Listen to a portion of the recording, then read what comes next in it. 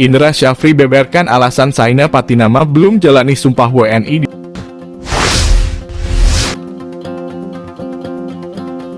Direktur Teknik PSSI, Indra Syafri, membeberkan alasan kenapa calon pemain naturalisasi Saina Patinama belum juga melakoni sumpah menjadi warga negara Indonesia. Seperti diketahui, nama Saina Patinama masuk dalam jajaran calon pemain naturalisasi untuk timnas Indonesia. Saina Patinama memang menjadi salah satu dari 4 pemain yang saat ini namanya diproses untuk dinaturalisasi. 4 pemain tersebut yakni Saina Patinama untuk timnas Indonesia dan 3 pemain lainnya buat timnas U20 Indonesia. Proses naturalisasi Saina Patinama telah memasuki langkah final. Pemain berusia 24 tahun itu bahkan tinggal menjalani sumpah di Kementerian Hukum dan HAM, Kemenkumham, untuk menjadi WNI. Pasalnya, Presiden RI Joko Widodo sudah menandatangani kepres permohonan naturalisasi bagi pemain timnas Indonesia Saina Patinama. Dengan begitu, Saina saat ini tinggal menjalani sumpah karena sudah mendapatkan persetujuan. Namun hingga saat ini belum ada kepastian kapan tepatnya Saina bakal menjalani sumpah menjadi WNI.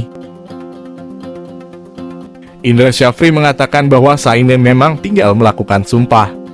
Indra mengaku bahwa saat ini PSSI masih menunggu waktu yang tepat untuk Saina datang ke Indonesia. Hal ini karena klub yang diperkuat Saina masih menjalani pertandingan.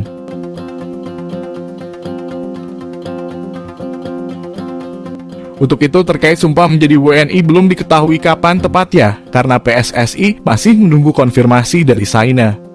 Indra Syafri juga mengatakan bahwa sampai saat ini tak ada tambahan pemain naturalisasi lagi.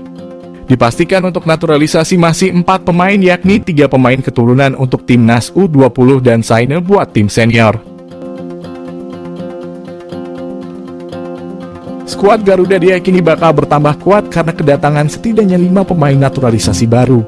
Siapa saja mereka?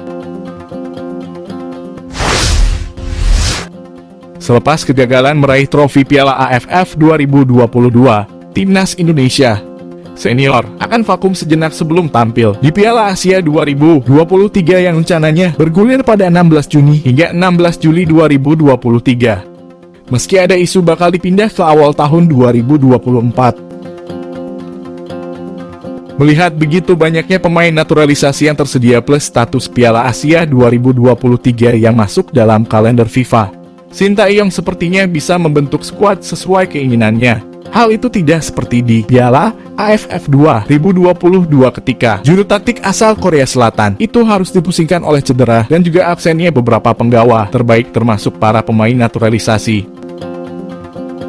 Di Piala AFF 2022, Sintayong sejatinya berharap Elkan Bagot dan Sandi Walsh bisa ikut memperkuat timnas Indonesia. Namun keduanya gagal bergabung karena timnya tidak menghendaki mengingat Piala AFF tidak masuk kalender FIFA.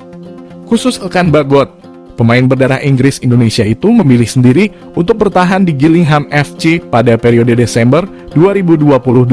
Dia menolak panggilan tim nasional dengan alasan ingin fokus membantu timnya keluar dari zona degradasi di Liga 2022 hingga 2023. Situasi itu disinyalir tidak akan terjadi pada Piala Asia 2023.